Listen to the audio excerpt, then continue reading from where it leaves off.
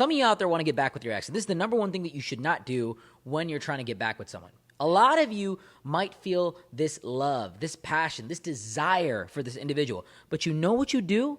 Because you can't have them, you decide to get back at them. It's about getting back at them and not getting back with them. And this is where you go wrong.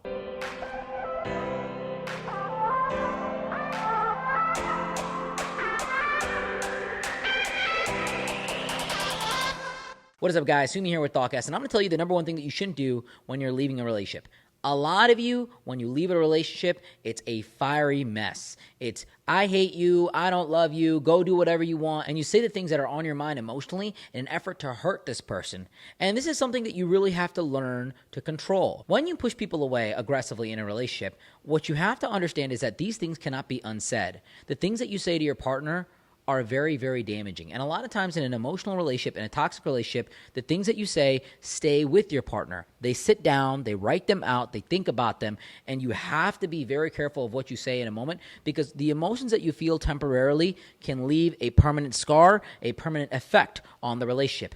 Many times I hear about breakups, and the breakup process is not polite, it's not calm, it's not civil, it's not organized. And many of you will be bewildered by this, like breakups are supposed to be this hot mess. Look, I've never had a breakup in my recent years be something that was very aggressive and be something that was a fiery mess. I've always tried to leave the person in a calm and collected way. Yes, there have been arguments. Yes, there's been things said.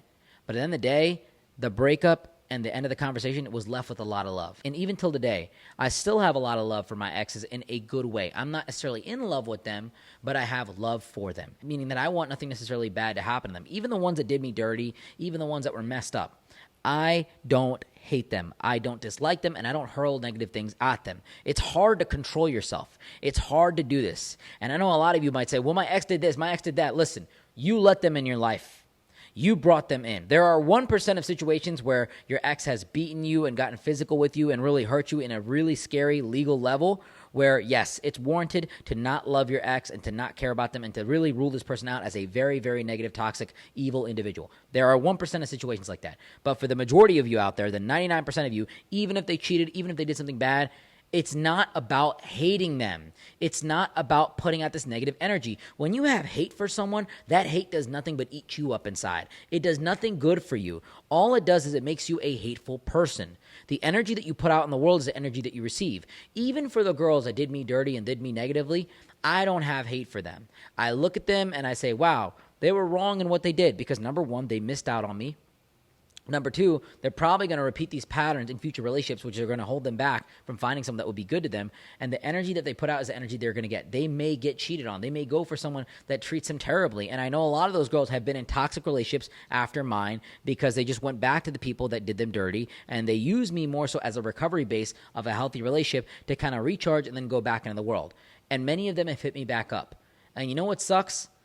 I feel bad for them. I feel bad for the people that did me dirty. I feel bad for the people that are breaking up with me. You have to have so much self-confidence in yourself that you look at people that are leaving your life as someone that you should feel bad for. Leave the relationship calmly. Be polite.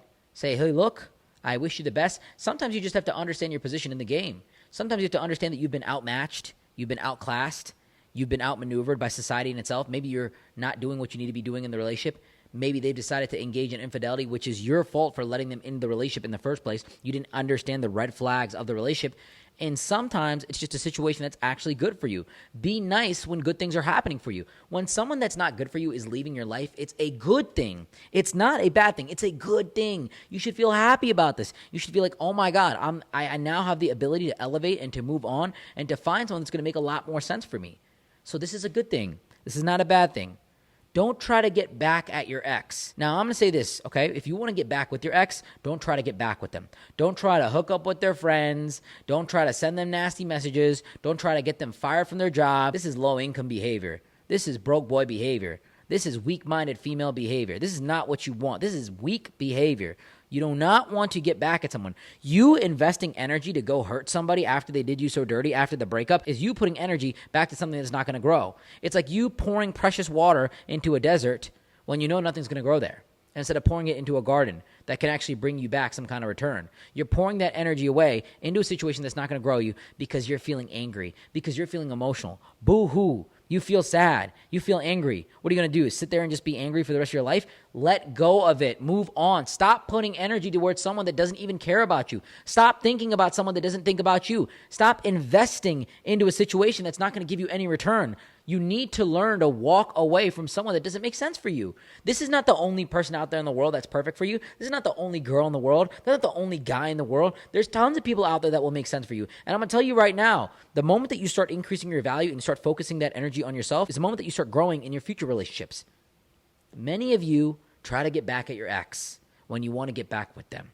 If you want to get back with them, elevate. Be kind. Learn to detach. Learn to focus on yourself. Learn to increase your value so that your ex will see you and hear about you and say, wow, this person's amazing. You should be working so hard that you're on the billboards in the city. You should be working so hard that your name is on every single real estate property. You should be working so hard that your ex cannot ignore you. You should be putting out content, information, growing a brand, growing a business, growing yourself to cause your ex to turn their head and say, man, is that my ex? Oh my God, they're doing really well. That's the person I let go of? That's the person I let walk out of my life? Man, I don't know if I made a mistake. You got to make your ex think you made a mistake. And you getting back at them, you being negative, you trying to hurl negativity towards them, it's going to do nothing but push them away.